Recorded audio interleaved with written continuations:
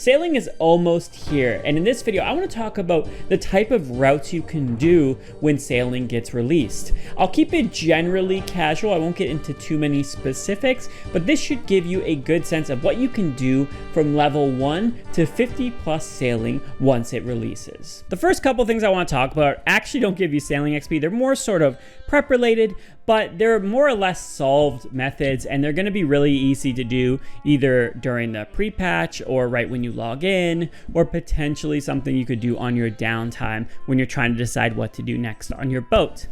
For instance, flax. I'm going to be using a spinning wheel and a loom to turn that into linen and bolts of canvas. That's going to be great for some upgrades on your boat, particularly the masts and sails, which make your boat go faster. So that's going to be very important, and we have a ton of flax to work with already. If you're not familiar with a loom and where you can use a loom in this game, the best spot's going to be the museum camp. It's closest to a bank, and it's also right beside a spinning wheel as well. So I recommend building that if you don't have that built. If you're not going to have that built, Auburnvale has a loom pretty close to a bank as well. So that's going to be a great location that's accessible for pretty much everybody.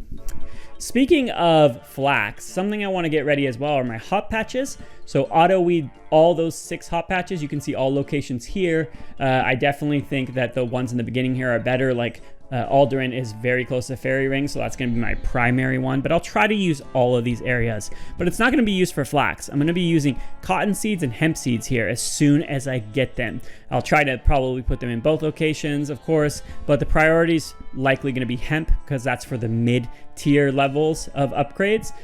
So that's going to be important. Now, we don't know where we're going to get the hemp seeds and the cotton seeds from, but you could potentially prep for this as well. You could do some giant mole and get some mole parts stocked up, and then on release, turn them in for the nests, and maybe those nests, those seed nests, you'll get some of these new seeds. You could also have some seed packs from doing farming contracts, hold on to those, or potentially turn in some spirit seeds and get some packs that way, and maybe those will have the seeds. We don't know exactly. This is all speculative, but that's something you could do even before sailing releases. On release, you could also, especially during the pre-patch, maybe do some master farmers, and maybe you can get the seeds there. This isn't a huge priority for me. I might just wait until I know where the best source of seeds are, and you don't necessarily need them until I think like level 35, 40 plus anyways. Another thing I'll be doing is getting to Pandemonium fairly quickly, going into the mine and getting lead as quickly as possible, because you'll need some lead for some early upgrades, and you don't need that much. I think it's like 100 total, but even if you got maybe 25 or maybe 2 inventories worth, that probably sets you up early pretty well. And I'll be going in here with all my mining enhancers, and I'll likely be going in here with superheat as well, so I can make the bars right away, bank them on the island, and then go right back in. And I'll be doing this for about 1 to 4 inventories, depending on how busy this area is. And then the last thing I might be doing, maybe on some downtime or during the pre-patch, is making some large hull parts as well as some large keel parts. So I'll be using my existing metal bars, using my existing planks as well. Now let's talk about leveling sailing, and I want to start with levels 1 to 15. Of course, we got to do the Pandemonium quest first thing, and we might get a couple levels there. But when I'm completing this quest, I'm going to carry 8 planks and 32 bronze nails on my character. This is because when I complete the quest, I'm going to be given a raft, and I'm immediately going to the shipwright and the shipyard to build the basic cargo hold with those supplies. This is the only facility that makes sense to build on the raft at this point. So this will enable us to do port tasks, which are going to be the primary way to gain levels in the first 15 levels and beyond. And I'm going to go to the port task board and try to get a task from Pandemonium over to Port Sarim. Now there's going to be tasks on Pandemonium that are going to say Port Sarim back to Pandemonium, but that requires an extra trip, and I highly doubt those are going to be better XP or more XP, so I'll try to get the direct deliveries until level 7 at least. At level 7 you can do 2 tasks at once. There you can probably make it work where you're getting both a delivery task and a go to and return task at one time. So we're largely doing our port tasks here, but I am also going to be looking out for some generic charting and some spyglass charting as well. Those are the only types of charting you can do at level 1. So you're going to be looking around, and there's tons of areas, little points of interest you just need to click on for charting that are going to get you a little bit of XP while you're doing your port tasks. Now the spyglass, you're going to notice these sparkly spots on the water. You go to those and it locks you in an animation, so it takes a little bit of time, but those will also give you XP. Now, this could end up being decent XP, but I don't think it's going to be something I'm actively going out and doing. I think I'm going to try to do it while doing my port task, and I will be changing my port task locations here and there so that I'm charting different areas of the sea. As I get higher levels, of course, I'm going to spend more time charting because you get pretty cool unlocks when you chart an entire area. But in the beginning, I'm basically trying to do it where it's convenient along my path. So at level 7, as I mentioned, I'm going to do 2 tasks at once. You could maybe go over to Land's End and do tasks between Land's End and Hosidius and chart around that area. Or you could stay more in the starting area, maybe go to those a little bit later. It's up to you. But at level 10, you have the Musa Point area, so you can start getting tasks from there. Because I suspect you want to go to higher level ports and get higher level tasks to get more XP. So Musa Point, that'll also enable you to chart around there as well. At level 12, you can do the Prying Times quest. This will give you potentially a little bit of sailing XP, but it also allows you to start doing the crates out of the ocean, which will be another way of charting and gaining a little bit of XP. At this point, we're level 12. We're level 12 plus. We're probably very close to 15. If not, I'm going to do a little bit more port task. But at level 15 now, this is where some of the really cool stuff starts to happen. Let's talk about levels 15 to 30, where you get a few different options here, definitely. But the first thing you want to do is build a skiff. It is a bigger, faster, better boat. You'll need it for the trials, and it can fit 7 facilities on it, which allows you to do multiple types of training methods and switch between them. Once you build that boat, you have 2 different options you can do now. You could do port tasks, and you could move to new ports if you want to, because you'll get better tasks and you'll chart different parts of the ocean. Or you could stay around the starting area. I don't think it matters too much though to stay at the starting area, because you could pay the shipwright to move your boat to where you are, and I can't expect that to be too much money. If you have a good amount of money on your character, I think it's going to be totally fine to do this instead, but we'll have to see what the cost is on release. So you're doing your port tasks, you're doing your charting, or you are doing shipwreck salvaging. So you build a bronze salvaging hook, and you can go just south of the Pandemonium or just south of Land's End, and there's small shipwrecks there. This can be a great option if you need to be a little bit more AFK, if you're on mobile, stuff like that. You can just chill here. If you're into 2-ticking, this is gonna be great XP, definitely. You can watch a couple videos on that. I'm gonna try this a little bit, see if I enjoy it. It looks kind of fun, I guess. But yeah, you can do either option. And in terms of the salvage itself, you could just drop it and get more XP, or you can go to the shore and actually sort through it. This could be good if you want to try to get a couple collection logs. There's like these 8 pieces of the medallion, and I suspect, given that there's 8 types of shipwrecks, there's 1 piece in each type of shipwreck. So there may be a reason to even do the lowest tier shipwrecks, even if the loot's not too great. Whether you're doing port task or you're doing shipwreck salvaging, at level 22, you can do the current affairs quest. So I recommend at some point to do that quest. You'll probably get a little bit of XP doing that. Plus you'll get the current duck, which will allow you to chart currents. So that'll allow you to complete more of the ocean and get a little bit of XP that way as well. At level 21, whether you're doing port tasks or salvaging, you do get access now to the iron salvaging hook, so you could choose to upgrade this.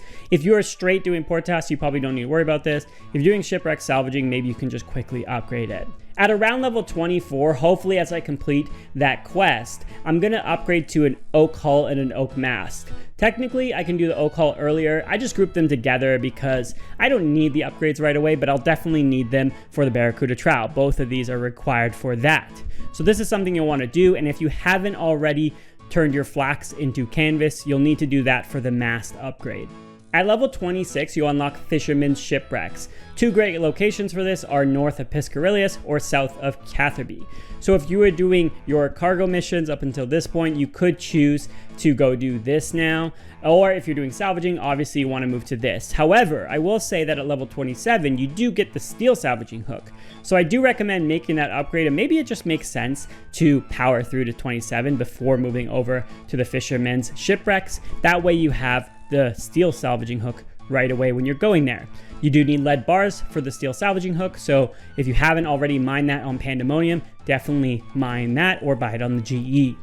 At level 28, you unlock the ability to do 3 port tasks at once, which are going to make port tasks that much better, so you can choose to do that at level 28. So between either salvaging at level 26, 27, or doing 3 port tasks at level 28, you're going to continue both of those until level 30. Level 30 is where you can unlock the Barracuda trial, the temper tantrum. So at this point, definitely you'll have your oak mast and your oak hull built so you can start doing this trial. This is going to be probably very good XP at level 30 right away, especially if you're familiar with the trial. Now there is a little bit of a learning curve, so don't get too discouraged. I'll try to get a guide for this one up as soon as possible as well. Depending on how much you're enjoying the Barracuda trial and how good the XP is, this could be a place you stay for quite a bit, but I will explain a couple different level thresholds where you might deviate a little. The first one is at level 35. This is where you get the Barracuda shipwrecks, which are found conveniently right there beside the Barracuda trial. So this is going to be your next best shipwreck salvaging area. And if you are planning on keeping the loot for the shipwreck salvaging, I do recommend that you're upgrading your cargo hold as you go, because that'll enable more time out at sea, less time going back to sort the salvage.